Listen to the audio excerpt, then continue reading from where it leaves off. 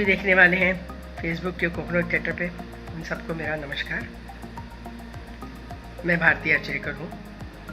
कुछ लोग जानते होंगे, कुछ लोग नहीं जानते होंगे, फिर भी सबको मेरा प्रणाम। पहले तो मैं सबको स्टे सेफ का मैसेज दूंगी। मैं थोड़ी सी बैकग्राउंड बाद में दूंगी मेरी। शुरू में मैं थोड़ा सा मराठी, क्योंकि मैंने सब्जेक्ट संगीत से जुड़ा किया है। मराठी थिएटर हमारे संगीत की बहुत बड़ी परंपरा रखता है, काफ़ी सालों से जुड़ा हुआ है। संगीत थिएटर मराठी में बहुत पुराना है, तो उसके बारे में थोड़ी सी जानकारी दूंगी, क्योंकि काफ़ी लोगों को पता नहीं है कि मराठी थिएटर में संगीत के लिए क्या होता था या संगीत थिएटर कैसे था। तो क्योंकि बाकी भाषाओं में जिस तरह का क्लासिकल म्यूज़िक मराठी थिएटर में आता है, उस तरह का क्लासिकल म्यूज़िक आता नहीं था। जैसे फोक आता है या रिलीजियस आता है, पर हमारे मराठी थिएटर में बहुत कुछ एक्सपेरिमेंट हुआ है, बहुत ज़्यादा एक्सपेरिमेंट हुआ है।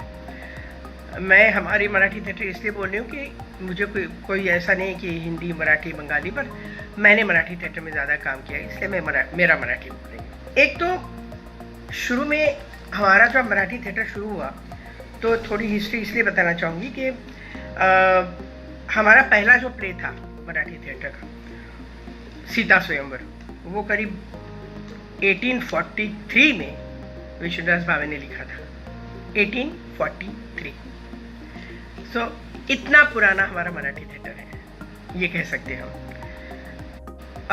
उसमें संगीत था, मगर उसमें संगीत जैसे हमारे यहाँ वो होती है ना, मराठी थिएटर में नांदी बोलते हैं, जो शुरू में आते हैं और हम नटरंग को या फिर नटराज जी को हम थोड़ी सी प्रार्थना करते हैं, उसको हम नांदी बोलते हैं। उस हिसाब से होता था, ईश्वर स्तवन बोलते हैं उसको, उस हिसाब से होता था। उसमें पूरा म्यूजिक नहीं था, पर वो पहला नाटक था जो मराठी में आया, सीता स्वयंवर। उसके बाद जब सचमुच का मराठी म्यूजिकल थिएटर जो शुरू हुआ, वो मुझे लगता है 1880 में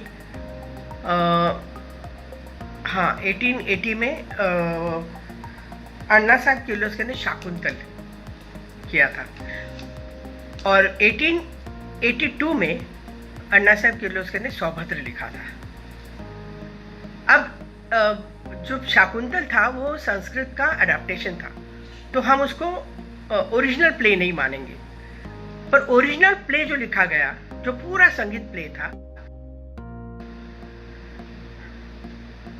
मुझे इतनी खुशी होती है कहने के लिए ये कि 1882 में लिखा हुआ प्ले, आज तक हजारों शोज हुए हैं उसके। अभी तक सौभद्र कोई करता है तो अभी तक लोग जाते हैं देखने के लिए, क्योंकि उसमें गाने और स्टोरी और इतना अच्छा संगम है सबका। पूरा क्लासिकल म्यूजिक पे नाट्य संगीत है। वैसे भी हमारे यहाँ नाट्य संगीत जब कहते हैं तो पूरा क्लासिकल बेस होता है वो। मतलब हम अगर नाट्य जैसे भावगीत होता है, मतलब लाइट म्यूजिक होता है, या पिक्चर के गाने होते हैं, या क्लासिकल होता है, या फोक होता है, वैसे नाट्य संगीत एक शाखा है। बाकायदा मराठी में नाट्य संगीत की एक शाखा है, जो पता नहीं कितने नाट्य संगीत लिखे गए हैं और पता नहीं कितने नाट्य संगीत गाए गए हैं। नाट्य संगीत ऐसी ये जो चीज़ है, वो नाट्य संगीत आप अगर क्लासिकल की महफिल में गाते हैं तो 20-20, 25-25 मिनट आप एक गीत गा सकते हैं। पूरा जैसे क्लासिकल का ख्याल होता है या धुन होती है, वैसे पूरा नाट्य संगीत होता है। तो उस तरह से नाट्य संगीत, हमारा पहला नाट्य संगीत का प्ले आया वो सौभद्र। मतलब मुझे लगता है कि ऐसा प्ले, जब मुझे याद है मैं छोटी थी तो हम पूना में रहते थे उस वक्त। वहाँ पे भरतनाट्यम मंदिर करके एक थिएटर है, अभी भी है, पर उस वक्त वो बिल्कुल पुराने थिएटर जैसा था, जैसे सर्कस में वो फलियाँ लगी रहती है ना, जिसमें हम बैठते हैं, उस तरह की सीटिंग अरेंजमेंट थी। और मुझे याद है वो प्ले 6 घंटे तक मैंने देखा था। इतने गाने थे और गाने इतने बढ़ा के इतने बढ़िया बढ़त से उन लोगों ने गाया था कि उसको 6 घंटे लग गए प्ले ख़त्म होने में। ये मैंने देखा हुआ है, तो पता नहीं और पुराने ज़माने में तो क्या होता होगा, मतलब पूरी महफिल ही जमती होगी। एनीवे, मैं ज़्यादा बोर नहीं करना चाहती आपको।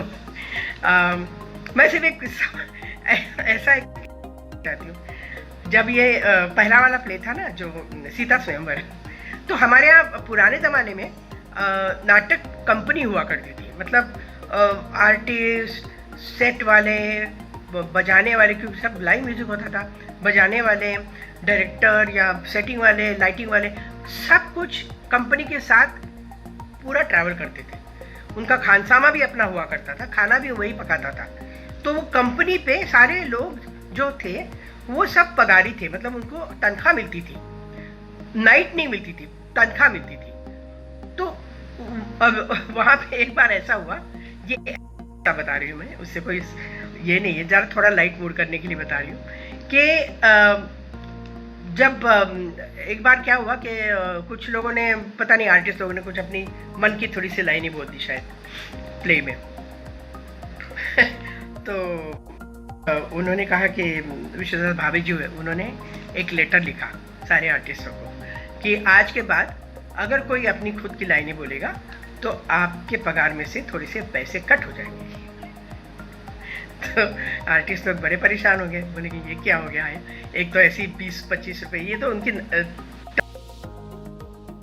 तो उन सब ने मिलके फिर थोड़ी मशवरा किया और फिर उन्होंने उनको एक लेटर लिखा भावे जी को कि हाँ ये ठीक है, लेकिन अगर एन मौके पे ड्रामा शुरू होने से पहले अगर राइटर या डायरेक्टर हमको लाइन कुछ बोलने के लिए बोलता है तो फिर आप क्या करेंगे। तो ये ऐसे ही मैंने बोल दिया। तो एनीवे, चलो अब मैं मेरी जर्नी की तरफ चलती हूँ। मैं आर्टिस्ट घराने से हूँ। मैं इसलिए बोल रही हूँ कि मेरी माँ मानिक वर्मा बहुत बड़ी क्लासिकल सिंगर थी, पद्मश्री थी, और मेरे पिताजी इलाहाबाद से हैं, मेरी माँ पूना से, महाराष्ट्र में। पिताजी मेरे लिरिक राइटर थे और बहुत अच्छा लिखते थे। तो इलाहाबाद के थे, इलाहाबाद से पूना आ गए क्योंकि पूना में प्रभात स्टूडियो में गाने लिखते थे। वो काफ़ी गाने लिखे उन्होंने, हाय सोहा, हाय नीना, उन्होंने वहाँ पे गाने लिखने शुरू कर दिए। मेरी माँ क्लासिकल सिंगर थी, गाती थी, तो वो प्लेबैक करती थी। ऐसे वहाँ पे उनकी शादी तय हो गई। तो मेरे पिताजी तबला भी बहुत अच्छा बजाते थे, उर्दू में एमए किया था उन्होंने, और मेरी माँ ने फिलॉसफी में बीए किया था, पर क्लासिकल सिंगिंग करती थी। तो इसलिए घर का माहौल बिल्कुल म्यूज़िक का था। मेरे यहाँ, मतलब मुझे याद है कि में पले हुए कि वहाँ पे मल्लिकार्जुन मंसूर, कुमार जी, भीमसेन जी, रविशंकर जी, सब लोग ऐसे ही आते थे। और हमारे यहाँ महफिल जमती थी, कोई कवि लोग आते थे, हमारे महफिल जमती थी, तो बहुत अच्छा माहौल था हमारा। तो उसी में हम लोग पले हैं। तो हमारे लिए हमारे लिए ये सारे आर्टिस्ट लोग जो थे वो हमारे अंकल थे। तो हम उनको, जैसे भीमसेन जी को हम भीमू अन्ना बोलते थे। तो हमारे लिए कोई बहुत बड़ी बात नहीं थी। तो वो संस्कार कहीं से बहुत हमको अच्छे मिले। फिर बम्बई जब आए हम लोग रहने के लिए, तो यहाँ पे एक हमारी सोसाइटी में जहाँ रहती हूँ मैं, वहाँ पे एक प्ले हुआ था सुंदर मी होड़ार करके। उसमें ऐसी एक छोटी सी एक छठा रोल था। वैसे मुझे कोई बैकग्राउंड नहीं है, मतलब ड्रामा की तो कोई बैकग्राउंड नहीं, एक्टिंग की कोई बैकग्राउंड नहीं, कोई घर में एक्टिंग नहीं करता है। तो वहाँ पे वो हमने उसमें हिस्सा लिया था मैंने। और हमारे यहाँ ना महाराष्ट्र में एक महाराष्ट्र राज्य स्पर्धा होती है जो गवर्नमेंट की होती है, महाराष्ट्र गवर्नमेंट की। तो उसमें हम लोगों ने एंट्री डाल दी ऐसी मस्ती करके। मैंने कहा चलो डालते हैं, तो उसमें डाल दी। काफ़ी साल पहले की बात बोल रही हूँ मैं, 67 की बात बोल रही हूँ। तो उसमें मुझे बेस्ट सपोर्टिंग एक्ट्रेस का अवार्ड मिला। मैं कुछ बहुत ही यंग थी उस वक्त में, पर उसमें गाने वाने कुछ था नहीं, और ना ही कभी मैंने सोचा था कि मैं एक्टिंग करूँगी। या मैं क्या करूँगी। अभी आजकल के बच्चों को तो बहुत कुछ पता होता है कि हमारे लिए हमें क्या करना है, क्या नहीं करना है। अच्छी बात है। हमें कुछ था नहीं ऐसा कि हमें यही करना है, यही करना है, यही करना है, कुछ नहीं था। कुछ भी जो आए वो करते थे। स्कूल में थोड़ा सा ड्रामा किया था बस, पर ऐसे कोई सीरियस ड्रामा कुछ था नहीं। तो वो अवार्ड मिलने के बाद यहाँ पे एक बहुत बड़े डायरेक्टर थे, मोगर आंगनेकर करके। तो वो मेरी माँ के पास आए और उन्होंने वहाँ से पूछा कि हम इसे एक म्यूज़िकल प्ले में लेना चाहते हैं, तो हमें पता है ये गाती है थोड़ा सा, तो आप परमिशन देंगे। अब वो कंपनी भी इतनी अच्छी कंपनी थी, गोवा हिंदी एसोसिएशन करके, और ना बोलने का कोई सवाल। अच्छा, हमारे घर में माहौल इतना ब्रॉड माइंडेड था कि ना कभी किसी ने हमें कोई बात करने के लिए रोका, ना कभी ऐसा कहा नहीं नहीं ये नहीं तुम कर सकती, कहाँ ड्रामा में जाओगी, क्या लोग कहेंगे, ये ऐसा कुछ भी नहीं था। आप लोग जो करना चाहते हो करो, बस जो करोगे वो अच्छी तरह से करो और मन लगा के करो। यही एक उनका फंडा था, मेरे पिताजी और माँ का। तो मैंने कहा अच्छा, मुझे तो बहुत खुशी हुई क्योंकि मैं तो बहुत एक्साइटेड हो गई। अब 16 साल की उम्र में अगर मुझे कमाने को मिलता है तो मज़ा आ जाएगा। ये मैंने सोचा, मैंने कहा चलो करते हैं प्ले। वो प्ले था एक धन्य थे गायनी का नाम, मतलब पर वो प्ले था। तानसेन की बेटी तन्नी का रोल उसमें था। सारे क्लासिकल गाने थे उसमें, सब पूरा क्लासिकल था।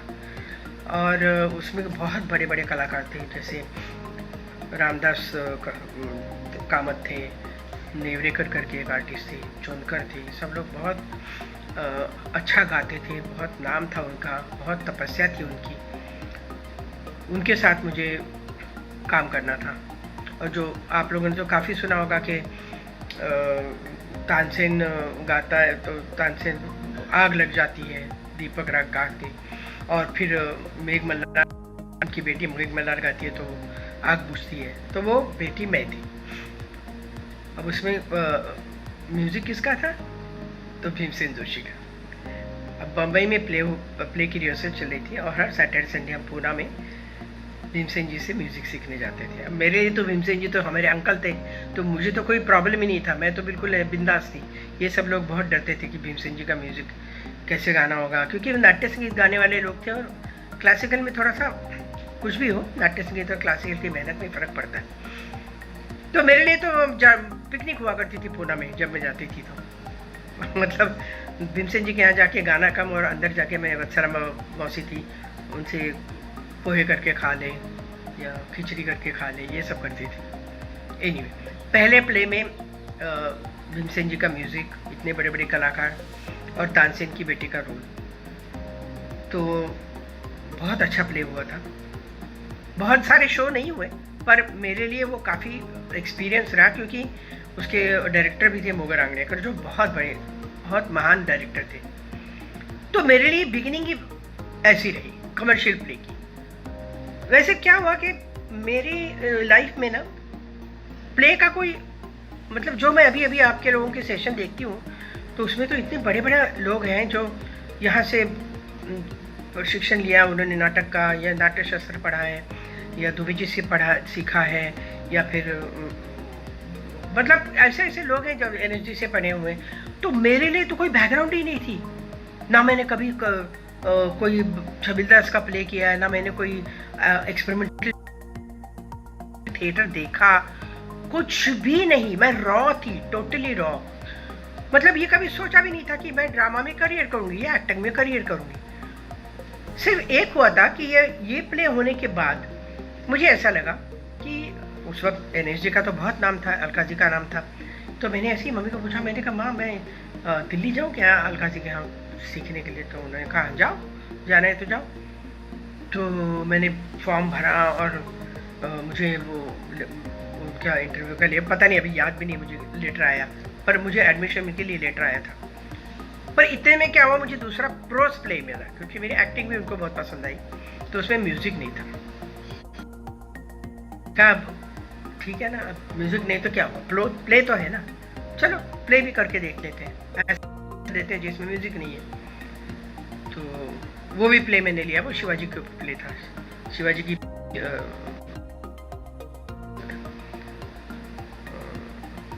तुझा तू अडवी राजा करके नाम था। वो भी कंपनी सेम थी जिन्होंने मेरा पहला प्ले किया था, इसलिए वो कंपनी के लोग भी इतना मेरा ख्याल रखते थे और इतने अच्छे लोग थे।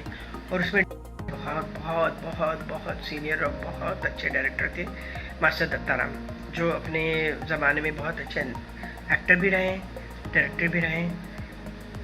तो बिगिनिंग में मुझे इतने अच्छे लोगों से शिक्षा मिली ना कि मेरे लिए वो एनर्जी हो गया, मुझे कहीं जाने की ज़रूरत ही नहीं पड़ी।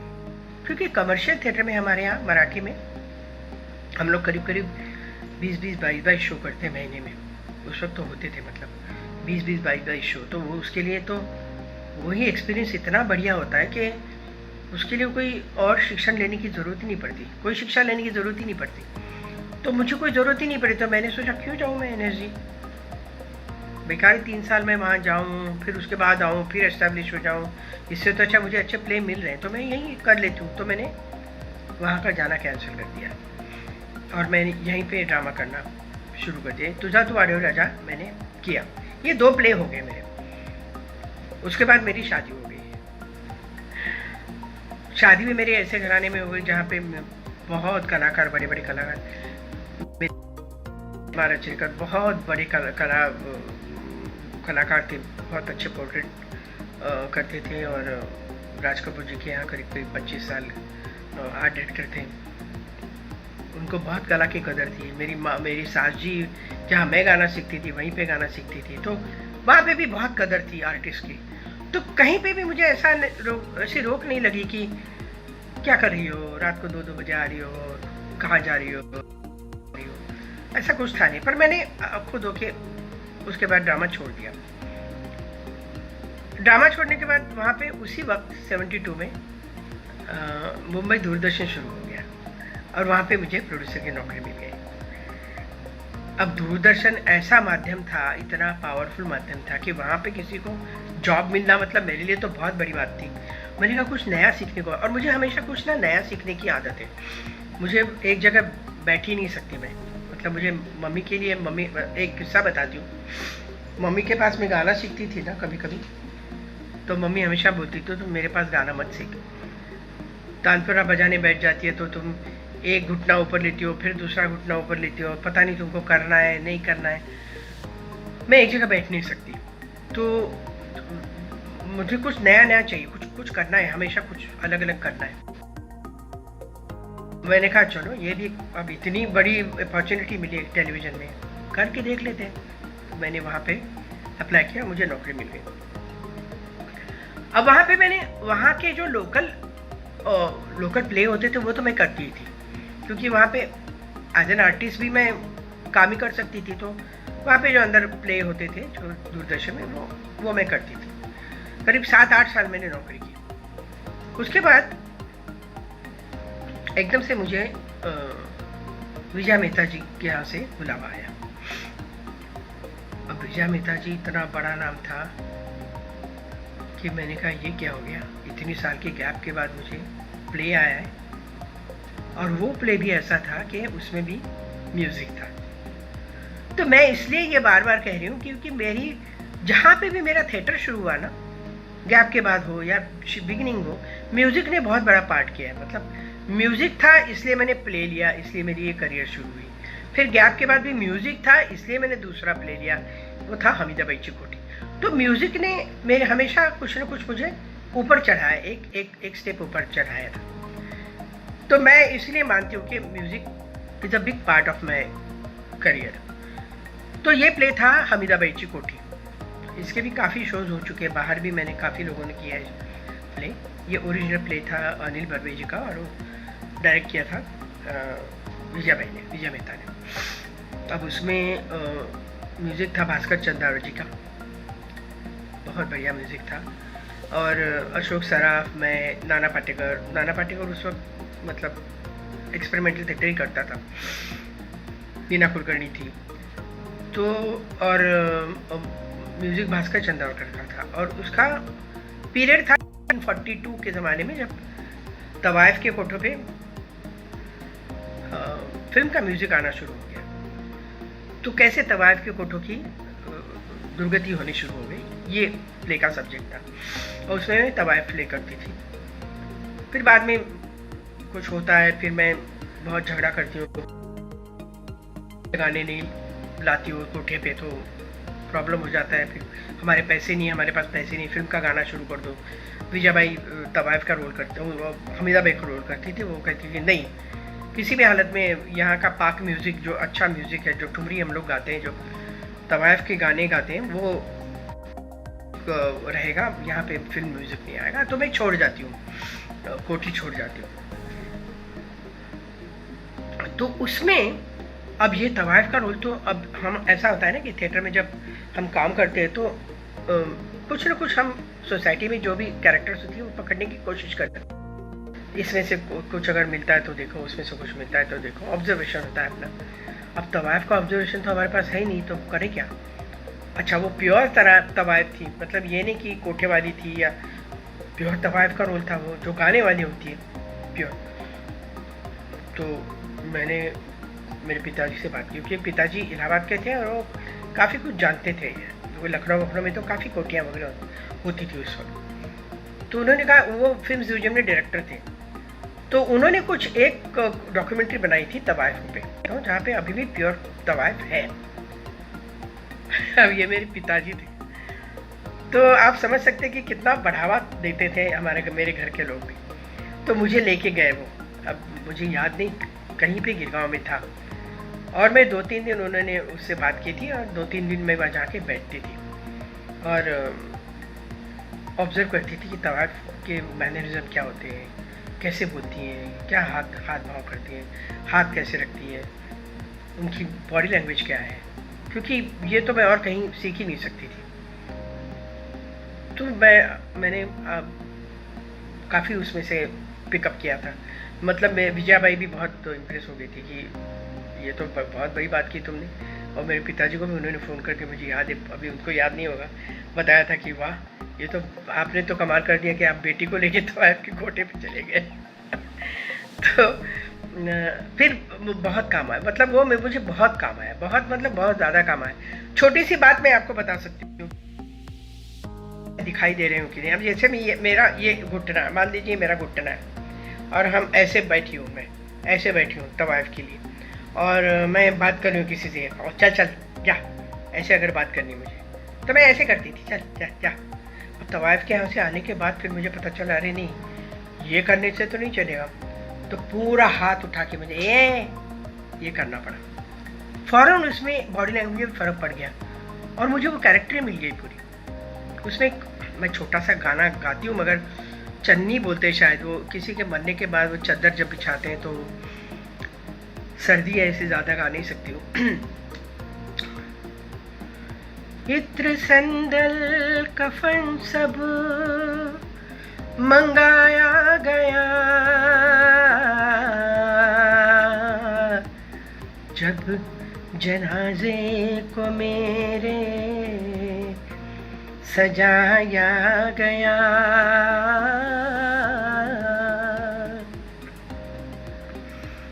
कौन करता है गम जब निकलता है दम,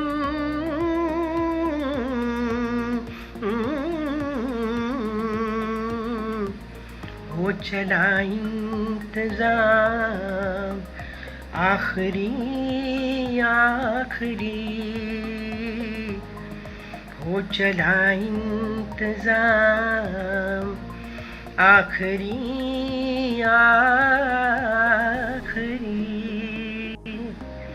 मैं इससे बेटर गाती हूँ, पर कोई बात नहीं, थोड़ा सा गा के दिखाया।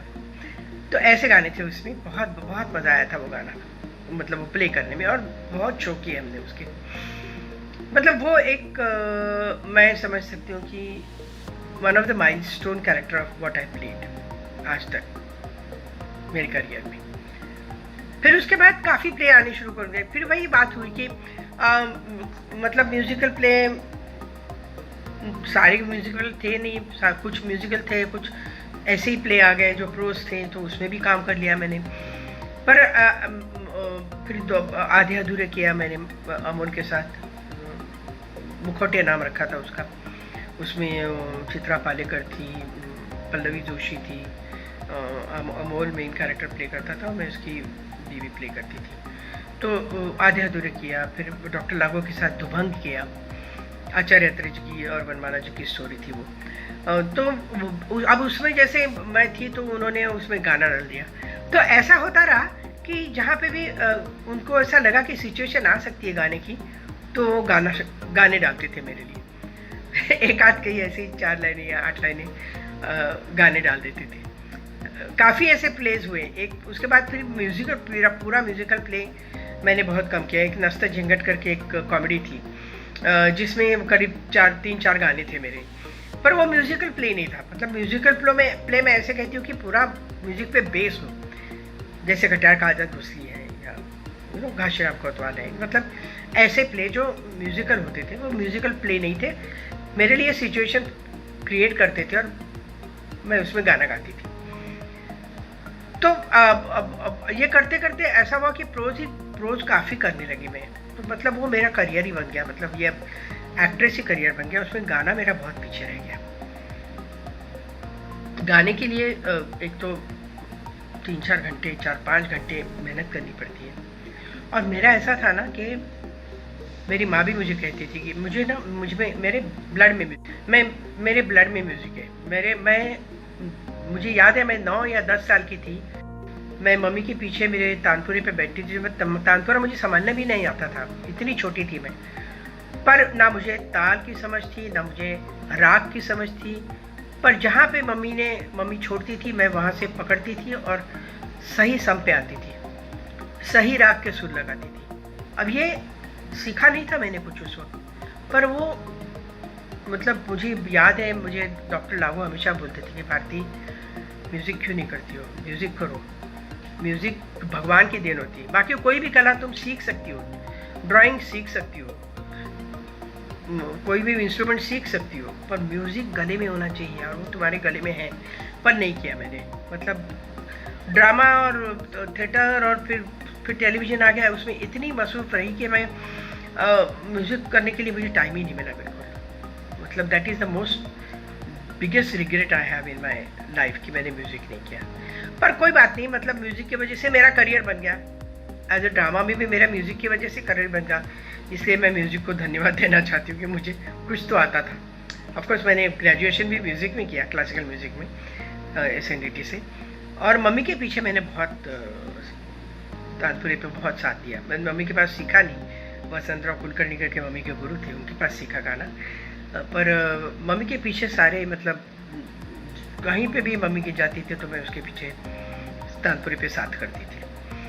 और जैसे मैंने आपको कहा कि घर में माहौल ही पूरा म्यूज़िक का था, तो इतने उसके संस्कार इतने स्ट्रांग थे कि वो मेरे जहन से गया ही नहीं, म्यूज़िक कभी शरीर से गया ही नहीं, वो गले में ही था, वो गले में ही। तो बाकी फिर मैंने थिएटर बहुत किया। मतलब थिएटर तो मैंने करीब 40-50 प्ले तो किए होंगे और अच्छे अच्छे लोगों के साथ किए। एक्सपेरिमेंटल थिएटर मैंने एक किया था, इक्विटो रकमाई करके, वो भी मुझे करके देखना था, तो वो भी मैंने किया। तो सिर्फ पृथ्वी में एक थिएटर मैंने अभी किया था पिछले साल, गारिमा। अब उसका भी ऐसा हुआ कि विजया मेहता की बेटी अनाई था, उनका डायरेक्शन था, और इला अरुण की बेटी इशिता उसने प्रोड्यूस किया था। और उसमें भी 1-2 औरतें होती हैं, एक सुनीता राव थी और एक मैं थी, जो मैं क्लासिकल म्यूज़िक गाती थी और वो सुनीता राव गॉस्पेल म्यूज़िक गाती थी। तो हम दोनों के बेटे, और हम दोनों के बेटों को फ्यूजन म्यूज़िक बहुत पसंद है और मुझे वो बिल्कुल पसंद नहीं है। और वहाँ पे हमारा क्लैश होता है। फिर आखिर में वो कैसे एक्सेप्ट करती है उसको, पर काफ़ी म्यूज़िक था उसमें। वो प्ले मैंने काफ़ी दिनों के बाद, मतलब मुझे लगता है कि 10-12 साल के गैप के बाद मैंने कोई प्ले किया। अच्छा, ऐसा है कि आजकल ना प्ले राइट बहुत कम हो गए। मतलब पुराने प्ले बहुत आ रहे हैं हमारे मराठी में, बहुत पुराने प्ले कर रहे हैं, क्योंकि लिखने के लिए किसी पास टाइम नहीं है। प्ले राइट के लिए काफ़ी टाइम लगता है, प्ले राइटिंग के लिए। तो ओरिजिनल प्ले राइटिंग बहुत कम हो गया है, क्योंकि एक तो सीरियल में बहुत बिज़ी हो गए हैं सब लोग लिखने के लिए, उसमें पैसे भी ज़्यादा हैं। मैं ये नहीं कहती कि बुरा है या अच्छा है, वो मैं कह नहीं रही हूँ। मैं ये कह रही हूँ कि उनके पास वक्त नहीं है अभी प्ले लिखने के लिए। जो भी लिखते हैं वो एक्सपेरिमेंटल प्ले बहुत लिखे जाते हैं, एक्सपेरिमेंटल थिएटर बहुत हो रहा है यहाँ पे। अभी जैसे मैं आपसे बात कर रही हूँ, अभी हमारे यहाँ मराठी में काफ़ी थिएटर एक्सपेरिमेंटल आज यहाँ पे भी हो रहा है, मतलब लॉकडाउन में हो रहा है। और मैं हैरान हूँ कि जिस तरह से लोग यहाँ पे एक्सपेरिमेंट कर रहे हैं कि ये तो एक नया थिएटर का ज़रिया निकल आया, मतलब एक विंग निकल आई है कि आप लोग ऑनलाइन में पूरा थिएटर कर सकते हो। आज पूरा एक प्ले हो रहा है ऑनलाइन में, या ऑनलाइन प्ले की कंपटीशन हो रही है, मोनो एक्टिंग की कंपटीशन हो रही है, जो मैं समझती हूँ कि बहुत बड़ी उपलब्धि है इसमें लॉकडाउन में, कि ऐसा कुछ उन लोगों को करने के लिए प्रेरित किया गया लॉकडाउन ने। और वो बहुत बड़ी उपलब्धि है और बहुत अच्छे प्लेज आ रहे हैं। मतलब मुझे तो बहुत खुशी हुई कि ये करने की कोशिश कर रहे हैं लोग। अभी ये सेशन भी जैसे हो रहा है, ये भी बहुत बड़ी बात है। अगर लॉकडाउन नहीं होता तो मुझे नहीं लगता कोई ऐसे सोचता भी किसी को, या लोग देखते भी, क्योंकि अभी तो लॉकडाउन में काफ़ी कुछ करने को है, कुछ करने को नहीं है तो काफ़ी कुछ देखने के लिए है लोगों के पास, तो लोग देखते हैं। तो बस मैं और कुछ ज़्यादा बोलना नहीं चाहूँगी, क्योंकि वैसे जैसे मैंने कहा कि मेरी जर्नी में किए जो भी किए वो बहुत सिग्निफिकेंट किए, और उसमें म्यूज़िक का रोल बहुत बड़ा था, बहुत बड़ा हाथ था मेरे जीवन में। थिएटर में भी म्यूज़िक का रोल बहुत बड़ा था। तो म्यूज़िक के लिए जो मेरे लिए इम्पोर्टेंट था वो मैंने बात की आप लोगों से, तो बहुत खुशी हुई मुझे। मैं कोकोनट थिएटर के बहुत आभारी हूँ कि उन्होंने ये सेशन शुरू किया है और मुझे यहाँ पे इनवाइट किया। बहुत अच्छे लोग आ रहे हैं वहाँ पे, बहुत आपको कोई नए लोग होंगे जो थिएटर से ताल्लुक़ रखते होंगे, जिनको कुछ सीखना है, तो काफ़ी कुछ सीखने को मिलेगा उनसे। खाली आप अगर उनके सेशन देख भी ले बड़े लोगों के, तो भी आपको काफ़ी कुछ सीखने को मिलेगा। तो बस और कुछ बोलने की नहीं रह गया है। तो thank you so much. I am really privilege that I am talking to you all guys. और आई होप आप लोगों को मेरा सेशन अच्छा लगा होगा, कुछ आपको मिल गया होगा, कोई एंटरटेनमेंट, थोड़ी सी मेरे बारे में कुछ सीखने को मिला होगा, कुछ मेरे एक्सपीरियंस से कुछ सीखेंगे। तो thank you and bye bye.